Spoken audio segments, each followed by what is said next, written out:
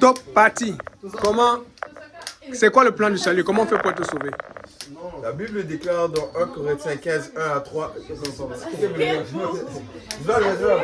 1 Corinthiens 15, 1 à 3. Je vous rappelle, frère, l'évangile que je vous ai annoncé, auquel vous avez cru, par lesquels vous êtes sauvés, si vous le retenez tel que je vous l'ai annoncé. Quelque chose comme ça. Autrement, vous aurez cru, enfin voilà. Amen. Je vous enseignais avant tout, comme je l'avais aussi reçu, que Christ est mort pour nos péchés selon les Écritures, qu'il a été enseveli et qu'il est ressuscité le troisième jour selon les Écritures. Verset 5, et qu'il est apparu à ses faces, puis aux 12, ensuite il est apparu à plus de 500 frères à la fois, dont la plupart sont encore vivants et dont quelques sont morts. Amen. Et nous voyons dans Acte 2, 38 que la Bible dit: répentez-vous, que chacun de vous soit baptisé au nom de Jésus-Christ et vous recevez le don du Saint-Esprit. Et la mort de Jésus-Christ, c'est la repentance, l'ensevelissement, c'est le baptême, et le dernier, la résurrection, c'est le Saint-Esprit. Voilà l'évangile. Donc pour résumer, si quelqu'un... Je tiens aussi à ajouter, désolé, je trouve qu'il manque un peu une partie, donc qu'est-ce qu'il a dit? La sanctification. Sans la sanctification, nul ne verra le Seigneur. Ça c'est dans Hébreu. C'est dans Hébreu. Recherchez la foi avec tous et la sanctification sans laquelle nul ne verra le royaume de Dieu, nul ne verra le Seigneur. C'est-à-dire qu'il faut, après avoir obéi à l'évangile, mener une vie de sanctification par l'aide du Saint-Esprit. Amen. Il n'y a pas un Jacques 2, 17 Dans Jacques Je sais pas, Rupert m'a pris le téléphone. Mais tu me l'as pas donné. Si, je t'avais donné. Oh, si, je l'ai monté.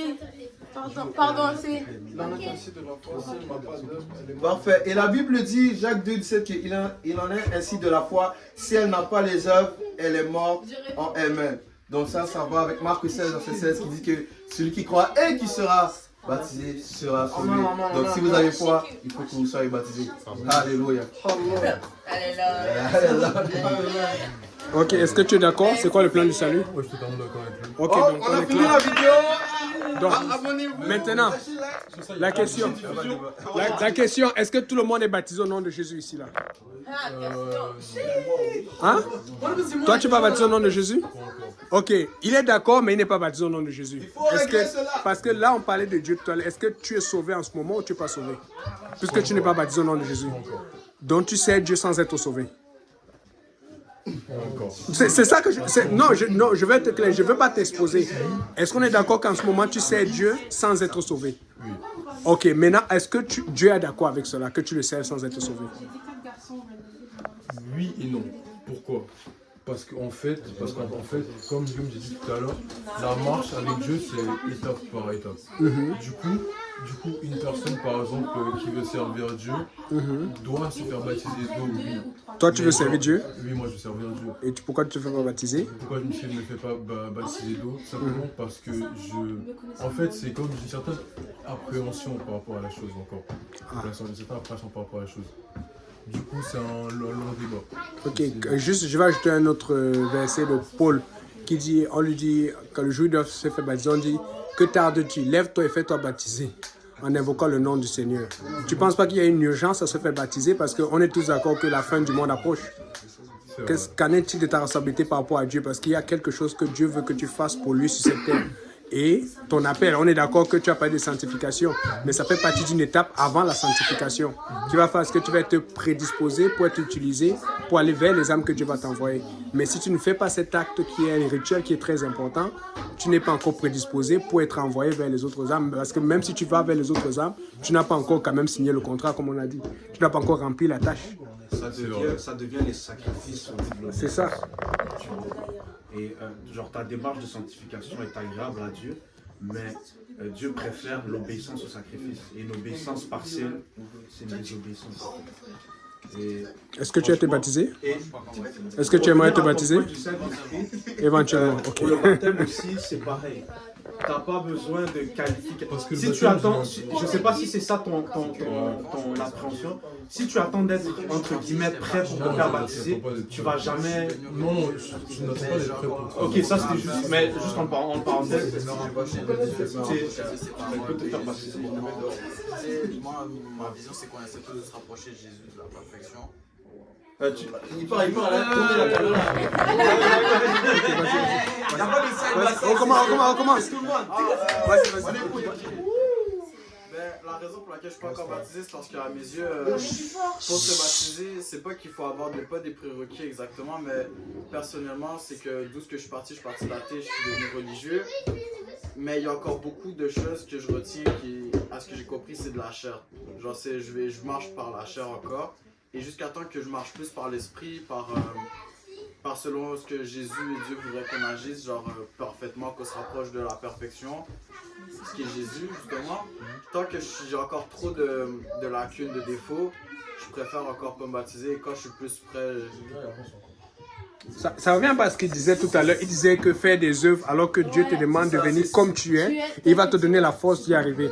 Parce que si dans ta tête tu te dis que non, je dois faire cela et puis après je serai prêt, tu vas jamais y arriver. Il faut dire Seigneur, je veux. C'est difficile, mais prends-moi dans mon incrédulité, prends-moi dans mes défauts, prends-moi tel que je suis, mais je m'avance à toi, mais c'est toi qui vas faire le processus pour me faire y arriver.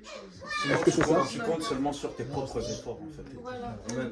Et on avait même parlé de ça. Tu te rappelles le verset que j'avais donné, Matthieu 11, 26. j'ai encore dans ma Bible. C'est écrit ça. On avait parlé du fait que, comme tu vois, la vie en tant que telle, il y a de la charge, il y a de la lourdeur, mais il faut qu'on vienne vers Jésus-Christ en tant que tel. Et comment on vient vers Jésus-Christ? En répondant à l'évangile et par la suite, il va agir dans ta vie. C'est ça qu'on parlait. C'est pour ça que tout à l'heure, il disait la sanctification avant que tu te baptises. C'est pour ça que j'étais en désaccord. Que cela ne se fait pas comme ça. Il faut que tu te baptises. Après, la sanctification va venir. Donc, plus clairement dans la Bible, le plan est de faire de telle façon. Tu reconnais que tu as péché. Tu regrettes pour tes péchés. Est-ce que tu aimerais te pardonner? Alors, ce qu'on fait, c'est qu'on va prier avec toi. On va faire ce qu'on appelle la prière de repentance. Amen. Après la prière de repentance, où tu demandes pardon à Dieu pour tes péchés dont tu te souviens, tu demandes pardon à Dieu pour les péchés que tu as oubliés. Là, ce qu'on va faire, c'est qu'on va te baptiser au nom de Jésus-Christ. Une fois que tu sors des eaux du baptême, tu es lavé de tout péché. Mais l'engagement que tu fais avec Dieu, c'est un peu comme un contrat pour un loyer.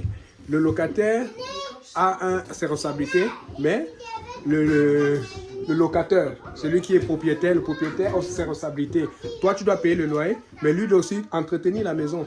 Tu vois un peu, il doit te garder dans un endroit sain. Maintenant, si tu ne payes pas le loyer, il ne va pas te jeter le premier ou deuxième mois, il va te donner des avertissements. Donc, ce n'est pas parce que tu te baptises que tu ne vas plus pécher, mais c'est parce que tu te baptises qu'éventuellement, tu vas pécher de moins en moins, éventuellement, tu ne vas plus pécher. Et c'est pour ça qu'il y a ce qu'on appelle le baptême du Saint-Esprit, dont on parlait tout à l'heure.